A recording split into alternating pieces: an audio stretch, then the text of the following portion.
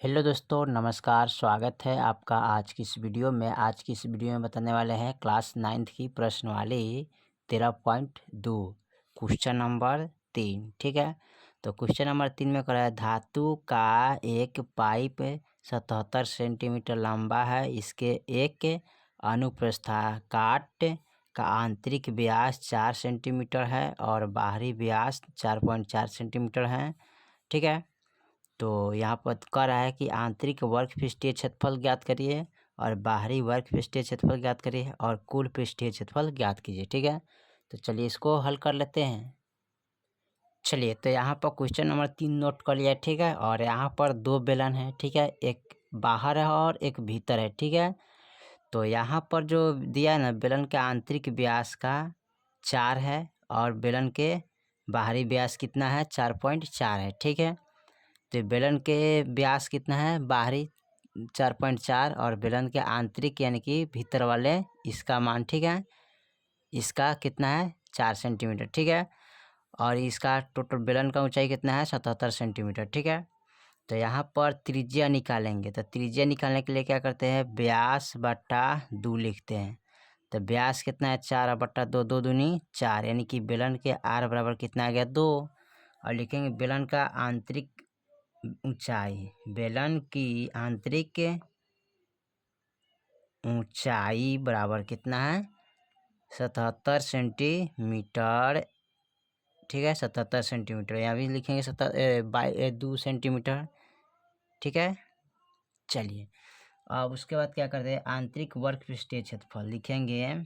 बेलन की आंतरिक वक्र पृष्ठीय क्षेत्रफल 2πr/h होता है। ठीक है, तो यहाँ पर लिखेंगे 2 गुने 22/7 गुने और आर के मान देखिए कितना आया है, 2। ठीक है, तो यहाँ पर लिखेंगे 2 गुने एच के मान कितना है, 77, तो लिखेंगे 77।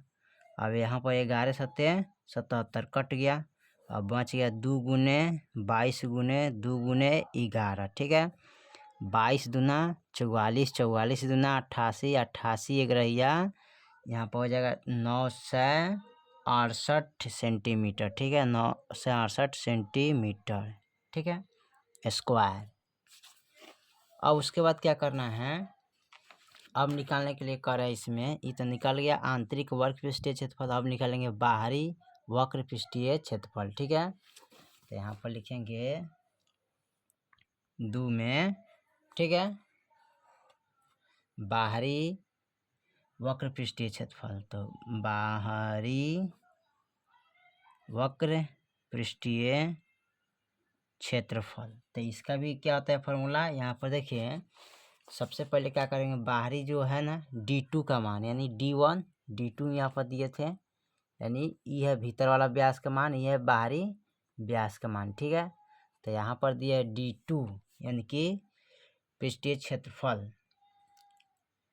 तो यहाँ यहाँ बाहरी व्यास, तो सबसे पहले हमें लिखना चाहिए यहाँ पर सबसे पहले बाहरी बेलन की बाहरी व्यास, यहाँ पर लिखेंगे बेलन की बाहरी व्यास इकर कितना है, d2 बराबर 4.4।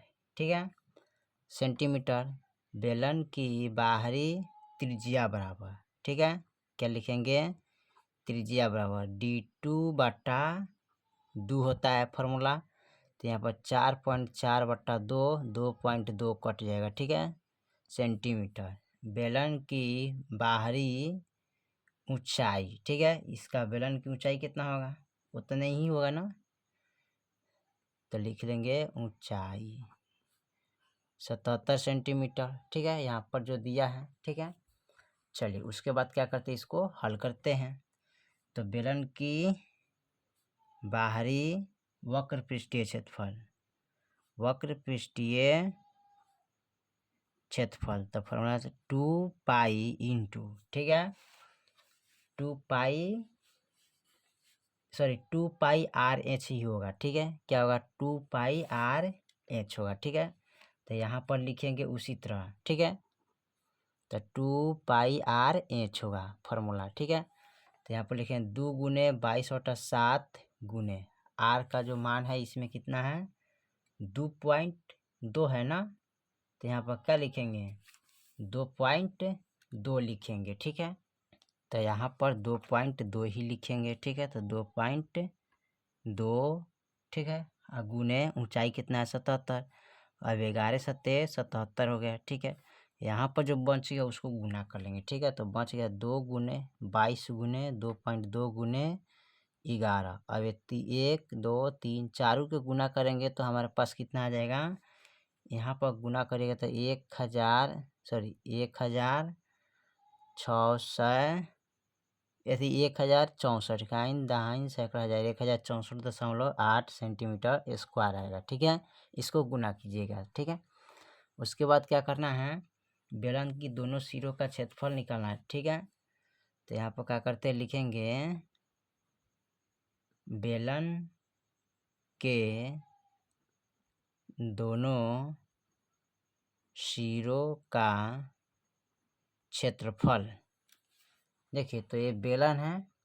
ठीक है, इसका क्षेत्रफल और इसका क्षेत्रफल दोनों का क्षेत्रफल निकालेंगे। ठीक है, चलिए तो दोनों का क्षेत्रफल निकालने के लिए फॉर्मूला हम यूज करेंगे कौन 2 पाई ठीक है आर स्क्वायर R2 स्क्वायर ठीक है माइनस के R1 स्क्वायर। ठीक है, यानी कि बड़का आर छोटका आर लगा सकते हैं, इस तरह भी लगा सकते हैं, कोई दिक्कत नहीं। ठीक है, तो यहाँ पर 2 गुने 22 बटा 7 और R2 का मान कितना है।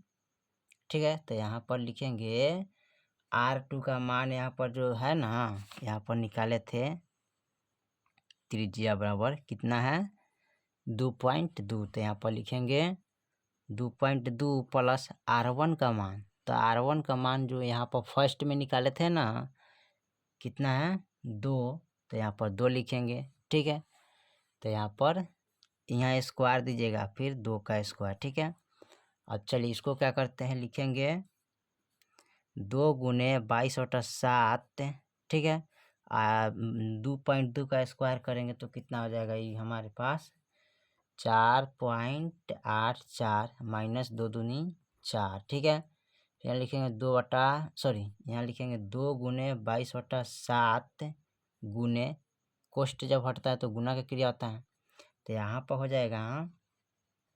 ठीक है, अब इनमें से घटाएंगे, इनको घटाएंगे तो कितना हो जाएगा 0.84। ठीक है, अब इसमें से क्या करेंगे इसको अब लिखेंगे 2 गुने 22 बटा 7 गुने इसको लिखेंगे 84 बटा दशमलव के बदला 1 और दशमलव के बाद 2 अंक है तो 2 जीरो डाल देंगे। ठीक है, अब कटे 12 सत्ते 84। अब ये कटेगा 50 दूना 100। ठीक है, ये कट जाएगा 25 यानी कि 2 से 25 मरते 25 यहाँ 25 रहेगा 25 दूना 50 और 2 छक 12 कट गया।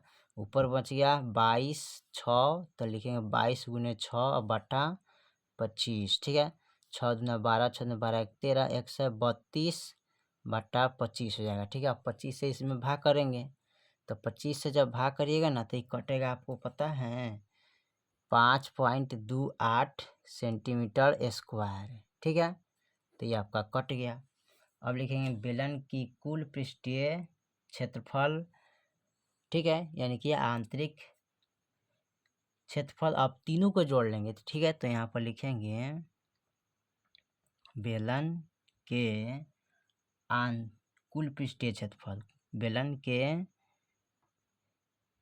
कुल पृष्ठीय क्षेत्रफल यानी कि इसका जो है ना तो लिखेंगे आंतरिक वर्ग पृष्ठीय क्षेत्रफल आंतरिक